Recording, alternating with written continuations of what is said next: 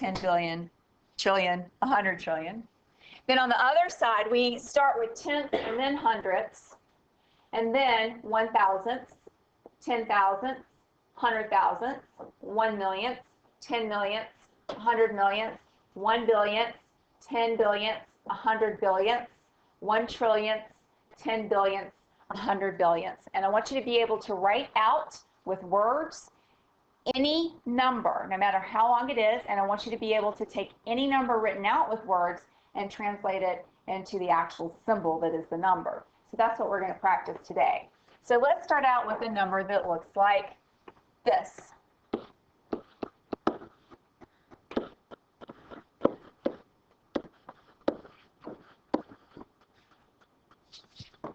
This is read as 312,104 and 5,678 10,000.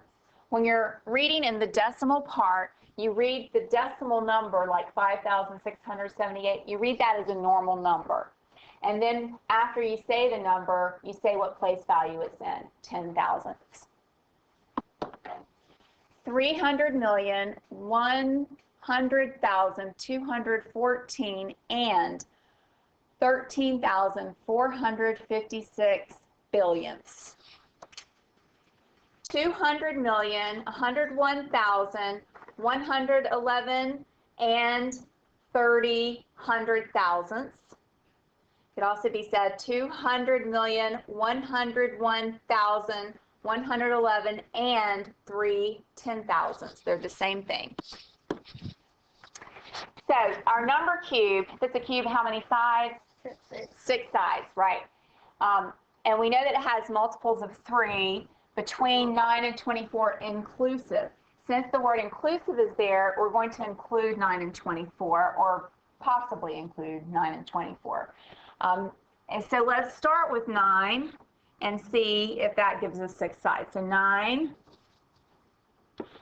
12, 15, 18, 21, 24. So these are all multiples of 3, and it's 6 sides. So here's our 6 sides. How many sides have a number that is a multiple of 4? 12 and 24 are both multiples of, so the probability of getting a multiple of 4 is going to be 2 out of 6, which is 1/3. Quick. If something ends in a 0, 2, 4, 6, or 8, that's considered an even number, and so 2 will go into it. If something ends, or excuse me, if you add up the digits of a number and they equal something that 3 will divide into, then the whole number is divisible by 3. I have some examples here. If you have a number and the last 2 digits are divisible by 4, like in this example, the last 2 digits form the number 24, then 4 will go into it. Remember, anything that ends in 2 zeros will be divisible by 4. This 4 goes into 0 0 times. If anything ends in a 0 or 5, 5 will go into it. Number 6. If 2 and 3, if both of those rules work, then 6 will go into it. And for 9, 9 is just like 3. Add up all the digits, but instead of being divisible by 3, it has to be divisible by 9. And then 10, the number has to end in 0. All right, for word problems, I want us to just there's going to be several different kinds of word problems, but the one that gets kids a lot is this type. So I just want to remind you guys about multiplication and division problems, where you have a total, and the total is equal to the amount in each group times the number of groups. If you're given the total, it's going to be a division problem. If you're given the amount in each group and the number of groups, it's going to be a multiplication problem to find the total. So here's my stack there. I know that each item in the stack is going to be 4.5 inches tall. I just don't know how many there are, so I'm trying to figure out how many there are in the stack. Good.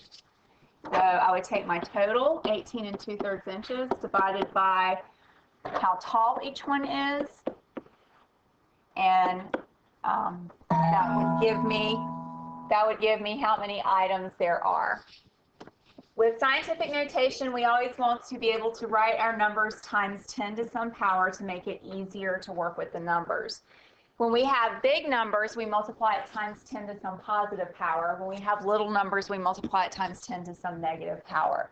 We always want to move the decimal so there's only one digit to the left of it.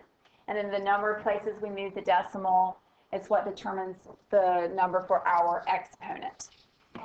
Okay, we want to move our decimal so that there's only one digit to the left of it. So we're going to move it 1, 2, 3, 4, 5, 6 places so that there's this one digit to the left of it. Since we move it 6 places, that's how we determine our exponent.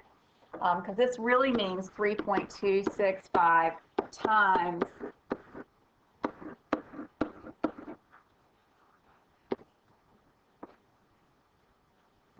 times a million. And so if we were to multiply this back out, we'd end up with 3,265,000. Yeah.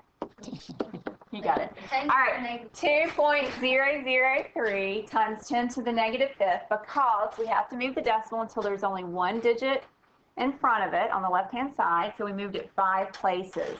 And one trick here is you can see how many zeros there are, and then there's one more digit it has to go past. So there were 4 zeros plus one more digit. So since this is a small number, it's going to be to the negative exponent. We move the decimal 5 places, so it's times 10 to the negative fifth. And again, this actually means 2.003 times 0.00001. And when you multiply that out, you end up with our original